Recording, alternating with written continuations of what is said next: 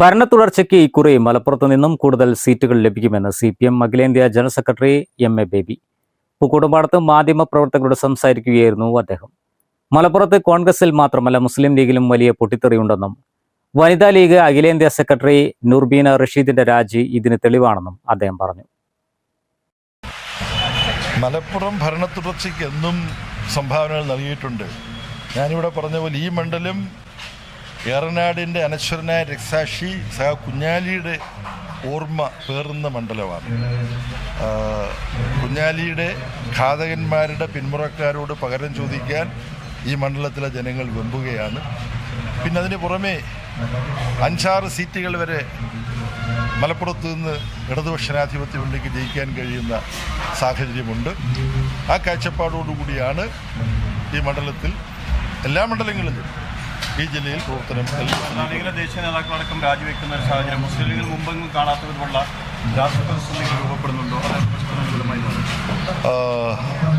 നൂർബിന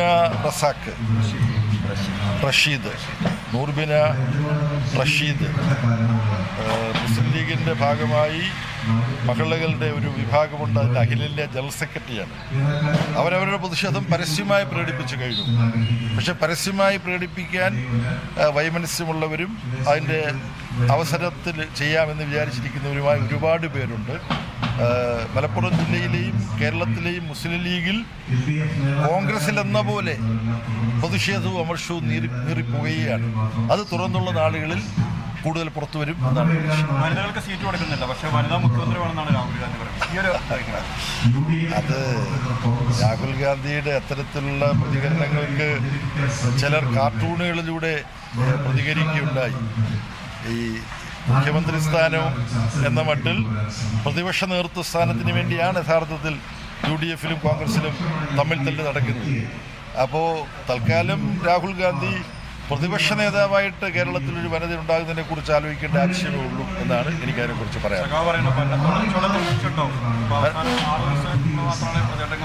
എങ്ങനെ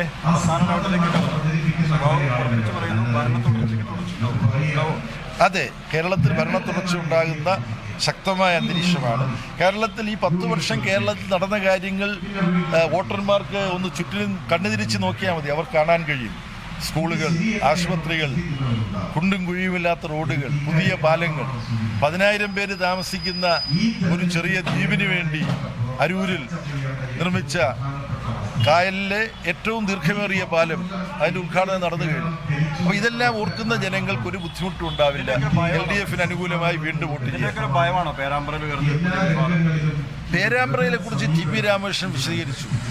അത്തരത്തിൽ തെറ്റായ തരത്തിലുള്ള ഒരു പ്രവർത്തനവും പ്രചരണവും TP രാമകൃഷ്ണൻ ഉണ്ടായിട്ടില്ല. അവിടെ എന്തെങ്കിലും തെറ്റായി സംഭവിച്ചിട്ടുണ്ടെങ്കിൽ അത് തിരുത്തും, അന്വേഷണവുമായി പൂർണ്ണമായി സഹകരിക്കും എന്ന് TP രാമകൃഷ്ണൻ പറഞ്ഞു കഴിഞ്ഞു. Laiba wedding centre, Pookkottumpadam, Wandoor, Karuvarakundu. Indian bakes, opposite police station, Manjeri road, Wandoor.